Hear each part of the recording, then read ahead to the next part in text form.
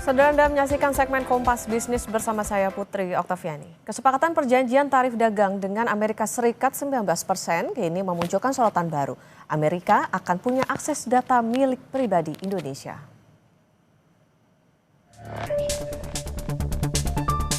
Proses kesepakatan dagang antara Indonesia dan Amerika Serikat jauh dari kata selesai dan tuntas. Terbaru pada 22 Juli 2025, Kompas Bisnis menemukan dua keterbukaan informasi yang dirilis White House. Salah satu yang jadi sorotan adalah akses Amerika Serikat ke data pribadi milik Indonesia. Keterbukaan pertama yaitu joint statement dalam kerangka kerja Indonesia-Amerika Serikat tentang perdagangan resiprokal atau timbal balik. Di sini Indonesia janji mengatasi hambatan yang mempengaruhi perdagangan, jasa, dan investasi digital. Indonesia juga janji memberikan kepastian mentransfer data pribadi keluar dari wilayahnya ke Amerika Serikat.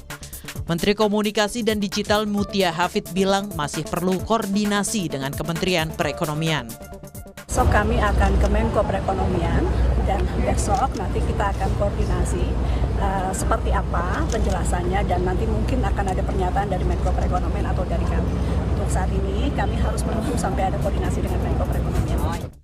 Di keterbukaan informasi lembar fakta, Amerika Serikat menegaskan Indonesia akan memberikan kepastian mengenai kemampuan untuk memindahkan data pribadi dari wilayahnya ke Amerika Serikat melalui pengakuan Amerika sebagai negara atau yurisdiksi yang menyediakan perlindungan data memadai berdasarkan hukum Indonesia. Menko Perekonomian Airlangga Hartarto hanya memastikan tentang tanggung jawab. Indonesia seperti apa Pak? Joint statement sudah disepakati kedua belah pihak. Oh, berarti yang dikeluarkan White House itu juga sudah disepakati oleh Indonesia ya Pak? Semua sudah disepakati. Ya itu kan semua sudah transfer data pribadi yang bertanggung jawab dengan negara yang bertanggung jawab. Itu bagaimana Pak? Masalahnya sejumlah perjanjian dagang sudah diikuti oleh Indonesia berkaitan dengan transfer data internasional yang bebas. Kami ambil dari Kompas ID, contohnya adalah Regional Comprehensive Economic Partnership di ASEAN yang melarang kewajiban lokalisasi data dan harus memastikan transfer data pribadi yang bebas. Dia Megasari Anjaya, Tim Liputan Kompas TV, Jakarta. Saudara, Kompas Bisnis akan tanya ke Direktur Ekonomi Digital Selyos Nailul Huda, benarkah Amerika Serikat untung banyak sedangkan Indonesia rugi besar dalam kesepakatan 19%? Salah satunya adalah soal data pribadi. Selamat pagi Mas Huda. Selamat pagi Mbak Okta. Mas Huda, ini ada fact sheet, ada juga joint statement. Keduanya sama-sama nagih nih tentang komitmen Indonesia agar memindahkan data pribadi ke Amerika Serikat sebagai yurisdiksi. Apa maknanya? Siapa sebetulnya yang menang banyak, siapa juga yang rugi besar di sini? Ya, sebenarnya kan ini ada aturannya bahwa di Indonesia tuh ketika ingin membuka data center, itu data centernya ada di Indonesia. Makanya ada beberapa perusahaan yang memang ingin mengolah data di Indonesia itu membangun data center di dalam negeri. Kita ada banyak lah dari China maupun dari Amerika juga memang selama ini tidak memungkinkan untuk mentransfer data ke luar gitu kan. Nah, tapi kalau kita lihat lagi Mbak Okta, di dalam Undang-Undang Perlindungan Data Pribadi ini disebutkan di pasal 56 ya. Pasal 56 itu ada menyebutkan bahwa negara itu bisa untuk mentransfer data pribadi ke luar negeri. Nah, ini jadi catatan sebenarnya ada diperbolehkan selama di negara tersebut mempunyai aturan perlindungan data pribadi yang sama kuat atau lebih kuat dibandingkan dengan perlindungan data pribadi di Indonesia. Nah, kemudian kalau kita lihat di ayat lainnya itu disebutkan kalau untuk peraturan mengenai transfer data ke luar negeri itu diatur dalam peraturan pemerintah. Nah, sampai saat ini kita belum menemukan aturan pemerintah yang mengatur tentang transfer data pribadi ke luar negeri dari pemerintah. Oke, artinya ini sebetulnya boleh asalkan itu tadi catatannya punya perlindungan data pribadi yang sama kuatnya. Ini artinya gini Mas Huda, berarti itu kan sudah diatur dalam undang-undang. Ini bisa dikatakan ketika kita datanya ini dikelola gitu oleh Amerika, ini bisa melanggar itu tadi nggak, misalnya tentang perlindungan data pribadi ataupun pasal 28H ayat 4 Undang-Undang 1945?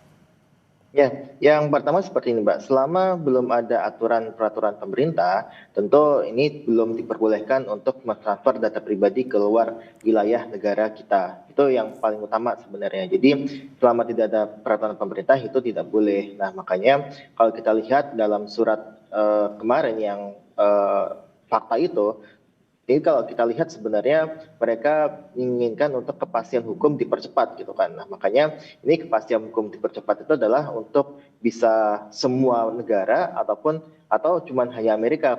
Kalau cuman hanya Amerika nampaknya ini tidak boleh gitu kan, tidak diperbolehkan karena pada dasarnya itu diperbolehkan ketika ada peraturan pemerintah yang mengatur mengenai transfer data dari Indonesia ke luar negeri. Oke. Ada gini, data pribadi itu kan sangat riskan, Mas Huda. Apa risikonya, terutama di bidang keuangan? Dulu di Indonesia ada Mastercard, Visa, sebelumnya di USTR juga disinggung karena terusik sama Kris.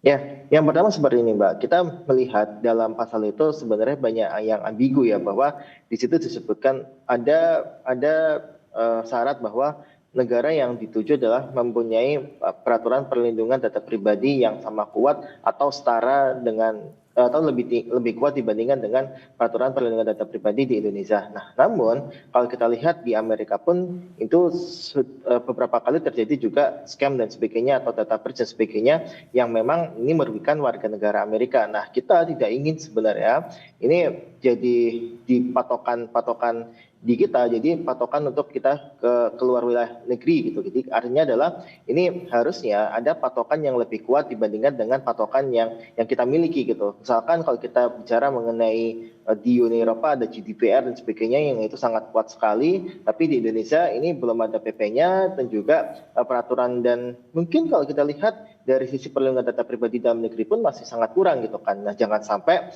di Amerika itu mungkin hanya lebih baik sedikit ataupun ya sama saja dengan di Indonesia gitu kan, yang dimana data breach dan sebagainya masih terjadi di Amerika gitu. Nah, makanya kita ingin sebenarnya ini sebenarnya tidak masalah ketika aturan-aturan itu dibuat secara legal gitu kan, secara formal, secara legal bahwa diperbolehkan untuk mentransfer data ke luar wilayah Indonesia asalkan ada batasan-batasan, ada syarat-syarat yang memang harus dipenuhi oleh negara tujuannya. Nah, inilah yang kita sebutkan sebagai ya tadi sebagai salah satu keharusan pemerintah sebelum menyetujui apa yang disampaikan oleh Trump. Nah, yang kedua, Mbak Okta, yang kita lihat juga di dalam pasal itu ada persetujuan dari pemilik data atau subjek datanya. Nah, dalam hal ini adalah masyarakat. Jadi kalau masyarakat ini tidak setuju dengan data yang ditransfer ke luar negeri termasuk ke Amerika, nah ini tentu kita boleh menolaknya. Makanya ini data ini sebenarnya adalah data milik pribadi masyarakat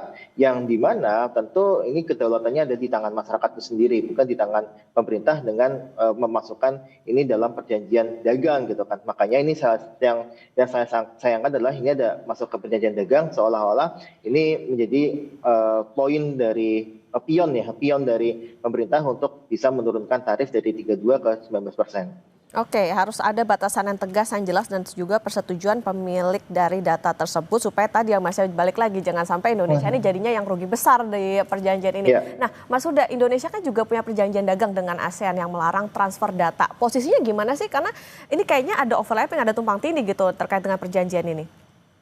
Ya, kalau kita lihat sebenarnya di tingkat ASEAN sendiri memang ada perjanjian untuk ya kalau transfer data di antar ASEAN itu sudah mulai dibuka untuk di beberapa tahun terakhir, terutama yang terkait dengan DEFI ya, Digital Economy Agreement gitu kan.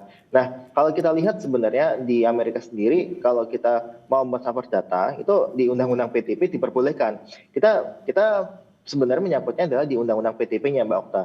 Di Undang-Undang PTP itu memperbolehkan asal memang sudah ada aturan yang jelas. Dalam ini adalah peraturan pemerintah. Di Undang-Undang terstat dengan jelas seperti itu. Nah, kemudian di stat juga kalau memang ada aturan yang lebih kuat di negara tujuan, minimal sebenarnya ada patokan-patokan yang di negara mana sih yang bisa kita bebas transfer data, itu minimal tidak ada kejadian scam, tidak ada kejadian breach data dan sebagainya yang dalam beberapa tahun terakhir. Nah, masalahnya adalah di Amerika sendiri itu sudah banyak sekali terjadi scam data, juga ada breach data juga yang pada akhirnya ini juga akan berpotensi terjadi di data masyarakat kita ketika memang transfer data ke sana. Jadi inilah yang sebenarnya kita harapkan ada penyelesaian di dalam peraturan pemerintahnya seperti apa. Karena kalau kita bicara mengenai undang-undang itu dibutuhkan peraturan pemerintah untuk mengatur secara lebih rinci. Nah, sampai saat ini sayangnya belum ada peraturan pemerintah yang secara rinci mengatur mengenai transfer data ke luar wilayah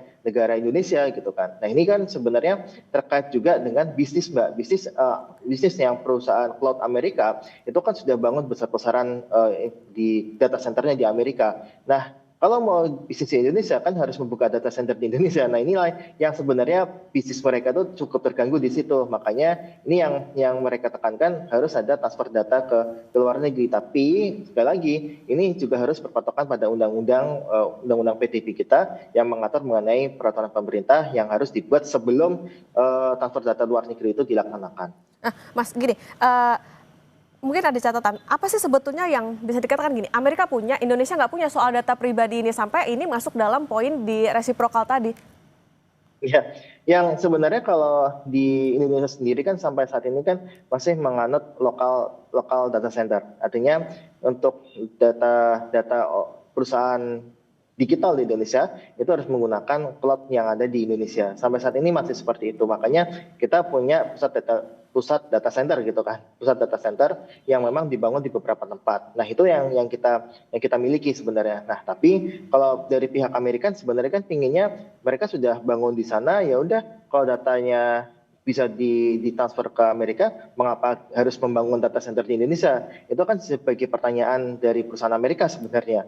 Nah, tapi sayangnya itu aturan yang memang sudah terjadi dan yang kita lihat di Undang-Undang PDP pun sebenarnya sudah dilonggarkan, tapi dengan syarat ada peraturan pemerintah. Makanya kita melihat kinerja Komdigi ini terhadap di Undang-Undang PDP dan juga khususnya di transfer data luar negeri ya, itu sampai sekarang belum ada hasilnya atau masih mengambang dalam undang-undang saja, belum ada peraturan turunan seperti peraturan pemerintah. Nah, inilah yang kita sayangkan sebenarnya ketika terjadi gejolak-gejolak seperti ini, kita tidak ada peraturan pemerintah yang baku, yang pada akhirnya ini menimbulkan ya tadi di masyarakat ini kok bisa data kita ditransfer ke Amerika, padahal yang memang di undang-undangnya diperbolehkan dan itu tidak tabu lagi sebenarnya, tapi yang kita sayangkan adalah aturannya yang belum jelas sampai sekarang, karena di situ diatur ketat sekali sebenarnya ketika mau transfer ke luar negeri harus Amerikanya juga harus lebih baik, kemudian tidak terjadi data breach dan sebagainya. Itu yang kita jaga sebenarnya, dan inilah yang harusnya DPR pemerintah untuk segera untuk memformalkan ataupun membuat aturan turunan dari transfer data ke luar negeri. Oke, selain koordinasi antar kementerian, peraturan pemerintah juga harus makin clear juga nih ke masyarakat, karena ini menyangkut dengan data pribadi, jadi jangan bikin was-was nih ke masyarakat. Oke, Mas Huda, nanti kita lanjutkan kembali. Dan saudara tetaplah bersama kami di Kompas Bisnis.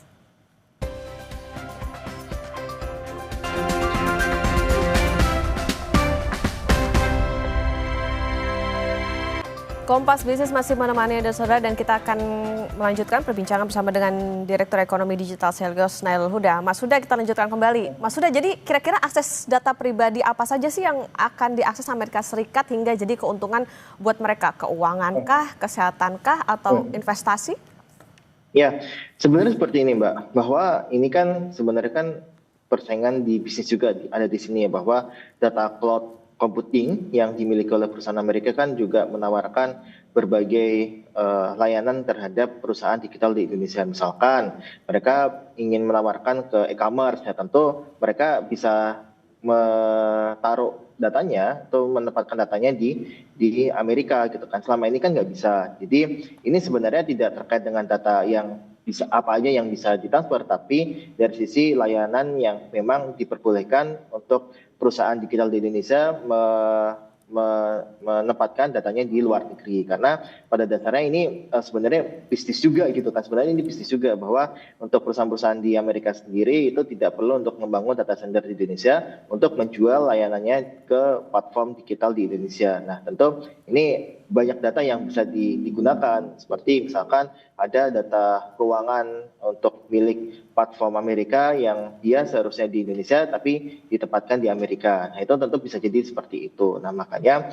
ini harus dilihat secara komprehensif dan sesuai dengan undang-undang PDP ya dalam hal ini ya. Ini harus sesuai dengan peraturan pemerintah yang saat ini belum ada nih. Nah, kita sembari menunggu itu ya kita mencoba untuk mengkritisi bahwa di sini ada ketidakseimbangan antara peraturan perlindungan data pribadi di Amerika dan di Indonesia. Di Amerika itu ternyata kalau kita lihat tidak lebih baik lah dibandingkan dengan peraturan perlindungan data pribadi di Indonesia sebenarnya, karena di Amerika sendiri itu diatur di beberapa negara federal gitu kan, dan kita tidak melihat ada peraturan yang secara umum mengatur tentang undang-undang perlindungan data pribadi di Amerika. Makanya data pribadi di Amerika itu banyak juga terjadi scam dan sebagainya. Makanya inilah yang kita khawatirkan ketika ini ditangani, dan sebagai salah satu poin utama dari negosiasi tarif ini yang kita takutkan kita justru rugi gitu.